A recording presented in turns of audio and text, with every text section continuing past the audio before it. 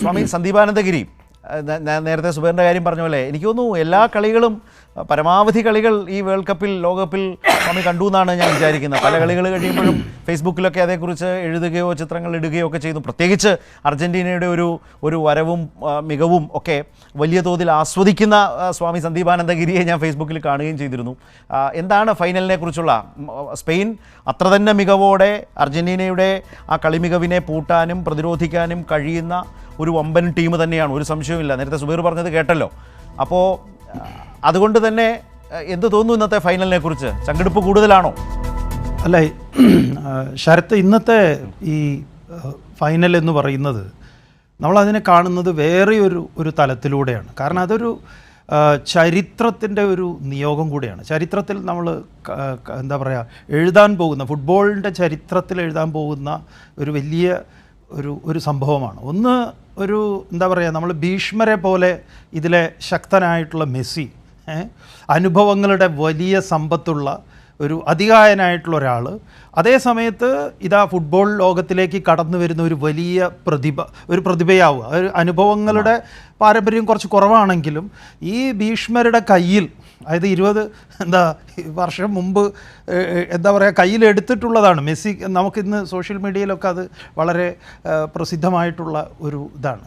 അപ്പോൾ അങ്ങനെയൊരു ബാലൻ ഇന്ന് ഇങ്ങനെ വന്ന് മുട്ടുമ്പം ഇത് ഫുട്ബോളിൻ്റെ സൗന്ദര്യമാണ്. നമ്മളതിൽ ആര് ജയിക്കുന്നു ആര് തോൽക്കുന്നു എന്നുള്ളതിനപ്പുറത്ത് നമ്മളിതിലെ ചില മാനങ്ങൾ ആ ദൃശ്യങ്ങൾ കൂടിയാണ് സ്വാമി നമ്മൾ കാണുന്നത്. 2007 യുനെസ്കോയുടെ ഒരു ചാരിറ്റി ഷൂട്ടിലാണ് മെസ്സിയുടെ കയ്യിലിരിക്കുന്ന എമാൽ. ആ എമാലാണെന്ന് 20 വർഷങ്ങൾക്കിപ്പുറം. അതെ. അപ്പോൾ അതിൽ ഈ മെസ്സി ഉണ്ടാക്കിയെടുത്തിട്ടുള്ള കാരണം, ഒന്ന് മെസ്സി എപ്പോഴാണോ ഇന്റർ മയാമിയിലേക്ക് വന്നിട്ടുള്ളത്, അതോടുകൂടിയിട്ട് അമേരിക്കയിൽ ഈ നമ്മുടെ ഈ ഫുട്ബോളിന് അത്ര വലിയ പ്രചാരമുള്ള, അവരുടെ ഈ മറ്റേ കൈകൊണ്ട് എറിയുന്ന ഒരുമാതിരി ഭ്രാന്ത് പിടിച്ചൊരു കളിയുണ്ടല്ലോ, അതിലാണ് അവർക്ക് വലിയ താല്പര്യം. നമുക്ക് ഈ കോപ്പ അമേരിക്ക അർജൻറ്റീന കാനഡയുമായിട്ട് ഉള്ള മത്സരം നേരിട്ട് ഈ സ്റ്റേഡിയത്തിൽ, നമ്മുടെ ഇപ്പോഴത്തെ ഫൈനലിൽ നടക്കുന്ന മെറ്റ്ലൈഫ് സ്റ്റേഡിയത്തിൽ നേരിട്ട് കളി കാണാൻ, അടുത്തിരുന്ന് കളി കാണാൻ, മെസ്സിയെ കാണാൻ, അത് വലിയൊരു ഭാഗ്യം ഉണ്ടായിട്ടുള്ളതാണ്. അത് നമുക്ക് കിട്ടിയിട്ടുള്ളതാണ്. പിന്നെ ഫുട്ബോൾ നമ്മുടെ ജീവിതത്തിൽ പഠിക്കുന്ന കാലം മുതൽ നമ്മളെപ്പോഴും എന്താ പറയുക, കോഴിക്കോട് സാമൂര്യൻസ് ഗ്രൗണ്ടിൽ ചീമ ഒക്കേരിക്കൊക്കെ കൈ കൊടുക്കുമ്പം നമുക്കുണ്ടായിട്ടുള്ള ഒരു സന്തോഷമൊക്കെ ഉണ്ട്. കാരണം ഒരു കോഴിക്കോട്ടുകാരൻ ഫുട്ബോൾ ആരാധകനാണോ എന്ന് ചോദിച്ചു കഴിഞ്ഞാൽ കോഴിക്കോട്ട് ആർക്കാണ് ഫുട്ബോളിനോട് താല്പര്യമില്ലാത്തത് എന്നുള്ളത് ഒരു മറുചോദ്യം ചോദിക്കേണ്ടി വരും. അപ്പോൾ ഇന്നത്തെ കളി നമ്മൾ കാണുന്നത് ഏതെങ്കിലും തീർച്ചയായിട്ടും നോക്കൂ, ധർമ്മസങ്കടത്തിലാണ് സ്പെയിനിലെ പലരും. കാരണം സ്പെയിൻ വളർത്തിയ ആളാണെന്ന് വേണമെങ്കിൽ പറയാം. ബാഴ്സലോണ സ്പെയിനിലാണല്ലോ. സ്പെയിനിൻ്റെ പുത്രനാണ് മെസ്സി. അതുകൊണ്ട് മെസ്സി അതിർവരമ്പുകളൊക്കെ ഇന്നിപ്പോൾ അമേരിക്കയിൽ ഫുട്ബോൾ എന്ന് പറഞ്ഞാൽ ഒരു വല്ലാത്തൊരു ക്രൈസായി മാറി. കാരണം മെസ്സി അവിടെ ഫാമിലിയൊക്കെ അവിടെ താമസാക്കിയതോടുകൂടി അവിടുത്തെ ക്ലബ് ഫുട്ബോളുകൾ സജീവമായി. ഇന്നിപ്പോൾ അമേരിക്കക്കാരന് ഈ പറഞ്ഞതുപോലെ ഫുട്ബോൾ വലിയൊരു ആവേശമായി.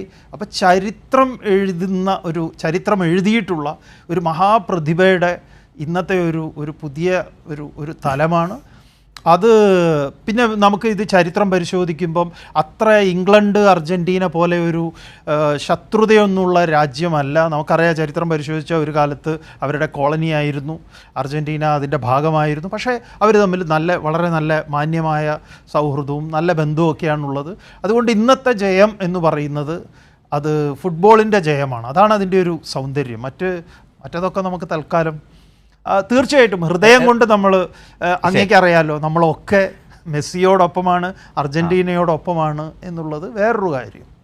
അതെ, ഞാൻ അവസാനം അത് പറയാതെയാണെങ്കിൽ പറഞ്ഞതിനെ ഇങ്ങനെ വിശേഷിപ്പിച്ചോട്ടെ എന്ന് പറയാൻ തുടങ്ങുകയായിരുന്നു. അപ്പോൾ സ്പെയിനിൻ്റെ അവരുടെ രണ്ടാമത്തെ ഫൈനലാണ്. മുമ്പ് നെതർലൻഡ്സിനെ തോൽപ്പിച്ചാണ് കിരീടം നേടിയെടുത്തിട്ടുള്ളത്.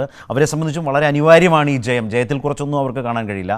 അർജൻറ്റീനയെ സംബന്ധിച്ച് 4ാം തവണ, അതിൽ തന്നെ മെസ്സി അടുപ്പിച്ച് തുടർച്ചയായി 2ാം തവണ കപ്പുയർത്തുന്ന ഒരു അസുലഭ നിമിഷത്തിലേക്ക് പോകുമോ എന്ന് ലോകമെമ്പാടുമുള്ള അർജൻറ്റീന ആരാധകരിങ്ങനെ കാത്തിരിക്കുന്നു. നമ്മുടെ പ്രാർത്ഥന പോട്ടെ എന്നാണ്.